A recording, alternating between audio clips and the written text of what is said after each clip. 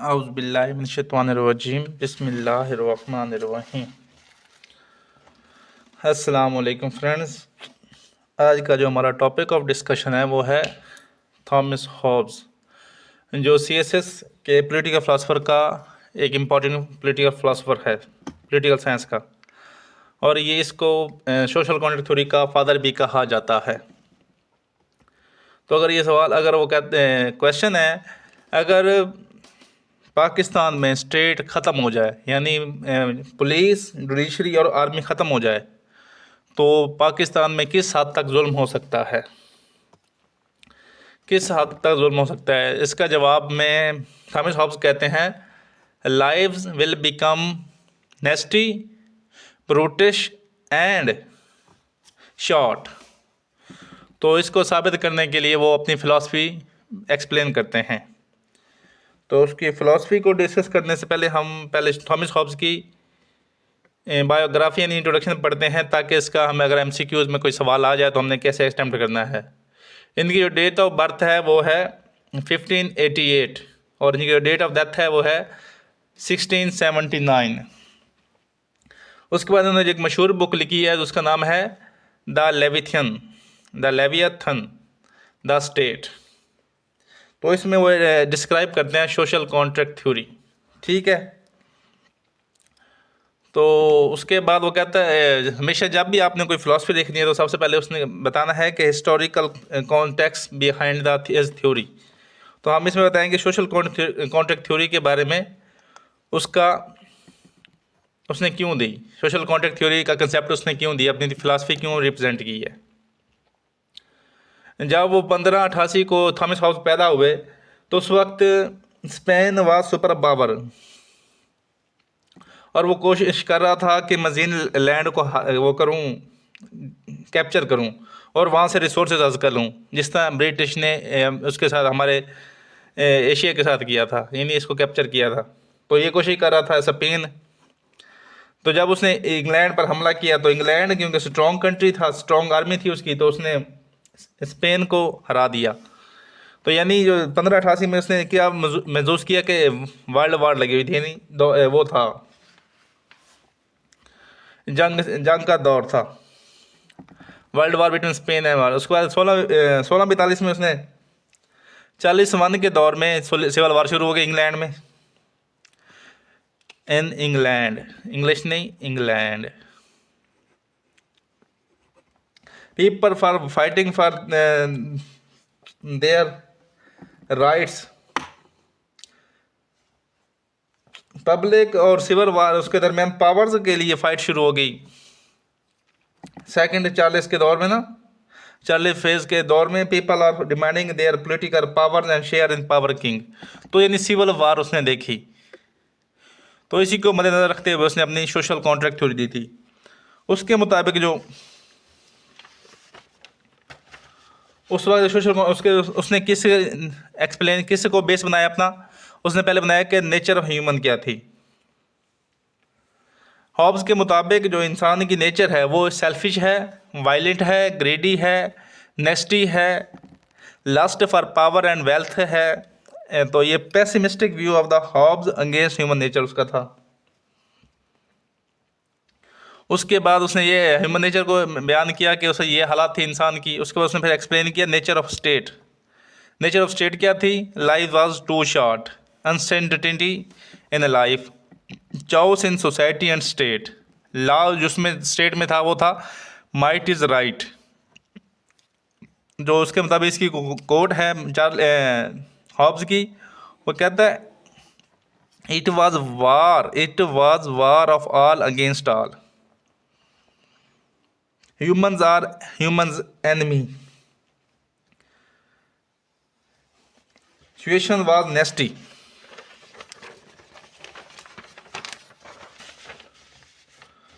इसी को मद्देनजर रखते हुए उस वहाँ के यानी जो कॉन्ट्रैक्ट थ्योरी को पास में जाकर एक्सप्लेन कर रहा है कि उसको इंटेलिजेंट, इंसेन और रैशनल पीपल ने आपस में कहा कि हम एक सोशल कॉन्ट्रैक्ट करते हैं। क्या करते हैं?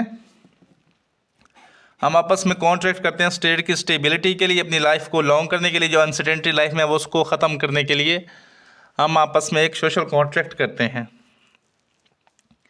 तो उस कॉन्ट्रैक्ट का क्या मकसद ये होगा, वही वेल सरेंडर, हम अपने सरेंडर कर देंगे वही we'll surrender all over rights to man और असेंबली, यानी पावरफुल मैन होगा या कोई असेंबली होगी, who will govern us and rights on us. वो कहता है कि वो हमें गवर्न भी करेंगे, उन पर उनके हम पे राइट्स भी होंगे कि हम अपनी कमाई का हिस्सा उनको देंगे।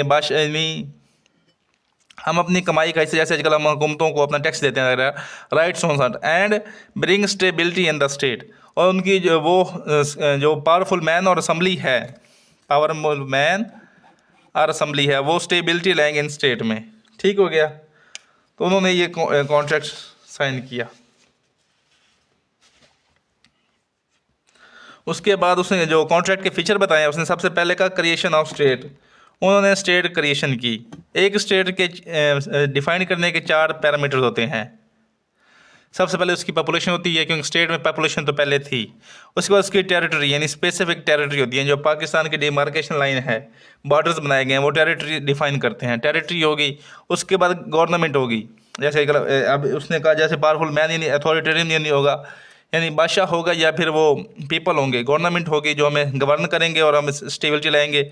उसके बाद सोवरेनिटी होगी, सोवरेनिटी होती है जो अबव द कॉन्स्टिट्यूशन, जो हमारे ऊपर लीडर्स करेंगे, सोवरेनिटी होगी उनकी। सोवरेनिटी यानी होती है कि जो above the law, above the constitutions. ठीक हो गया। उसके बाद जो सोवरेनिटी थी, उन्होंने पावर शिफ्ट कर दी किंग को। उसने कहा जो सोवरेनिटी है ना, sovereignty belongs to king, powerful man of the state, यानी जो वो चाहेगा वही, जो सबसे मोस्ट पावरफुल जो मैन है वो स्टेट का वो किंग होगा। People surrender are their rights to him, कि वो चाहे जिसको चाहे जो मर्जी कानून पास करे, लेकिन उसका जो मकसद है वो स्टेबिलिटी लाएगा स्टेट के अंदर। उसके बाद जो ये तीसरा फीचर था जो कॉन्ट्रैक्ट का, वो था unilateral, people surrender their rights, के लोगों ने अपने राइट्स सरेंडर किए थे, लेकिन बादशाह ने डिमांड नहीं किया था, did not demanded any right. तो इसलिए ये यूनिलैटरल था। अगर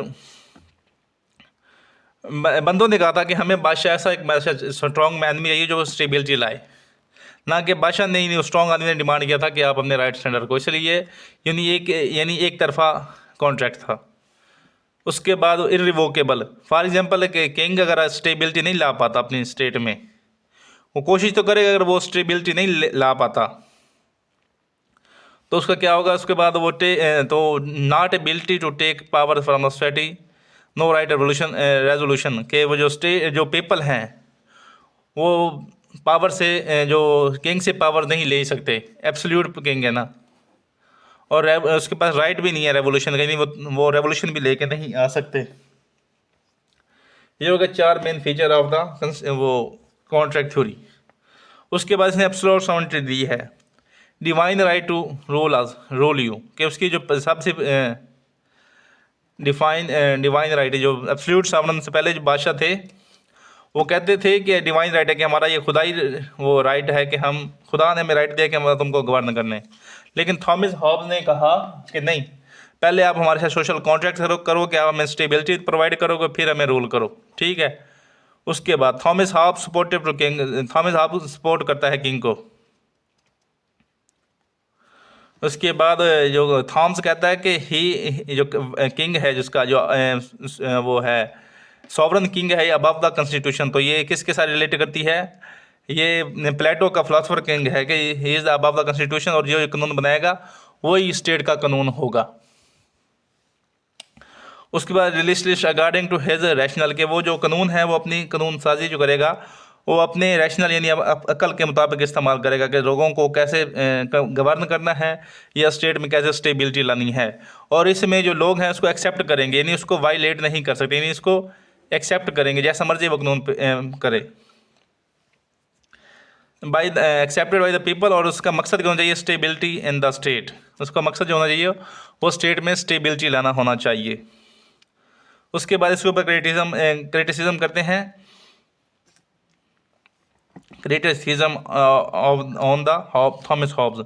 सबसे पहले जो क्रिटिसिज्म है, too pessimistic view of human nature, के ह्यूमन नेचर का इसने पैसिमिस्टिक यानी एक्सट्रीम बताया है, कि लोगों बुराइयाँ बताई हैं लोगों इंसान की नेचर में। उसके बाद जो ये है जस्टिफाइड डिक्टेटरशिप को यानी अथॉरिटिज्म को सपोर्ट करता है। उसके बाद ये लोगों को no right to people of revolution का यानी जो आपस में तब्दीली किंग को तब्दील कर सकें या उससे पावर खींच सकें, ऐसा कोई उसको राइट नहीं देता। और ये अनरियलिस्टिक ओबीडियंस देता है यानी अनरियलिस्टिक ओबीडियंस कि ये लोगों को जो पब्लिक उसको कहता है कि चाहे वो काम वो स्टेबिलिटी लाए या ना लाए, लेकिन आपने उसकी क्या कहते हैं ओबीडियंस यानी उसको मानना ही मानना है, उसके तमाम रूल्स को मानना ही मानना है, अपने राइट्स को सेंटर करना है।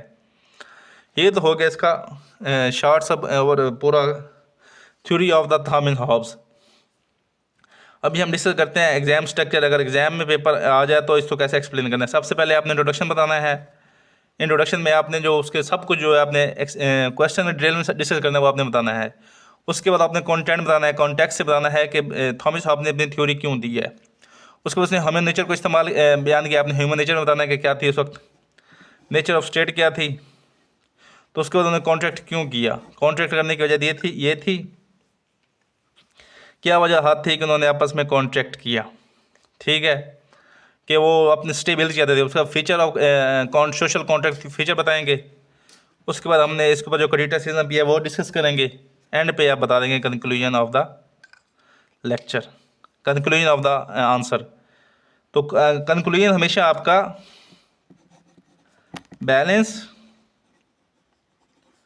प्लस फॉरवर्ड लुकिंग होना चाहिए। फॉरवर्ड लुकिंग यानी जो फ्यूचर बताना चाहिए, फॉरवर्ड लुकिंग होना चाहिए। मैं उम्मीद करता हूँ कि आपको ये वीडियो पसंद आई होगी। अगर पसंद आया तो इसको लाइक करें, शेयर करें अपने दोस्तों के साथ और हमारे चैनल को द लर्नर ग्रुप को सब्सक्राइब करें। वीडियो देखने के लिए शुक्रिया। वस्सलाम।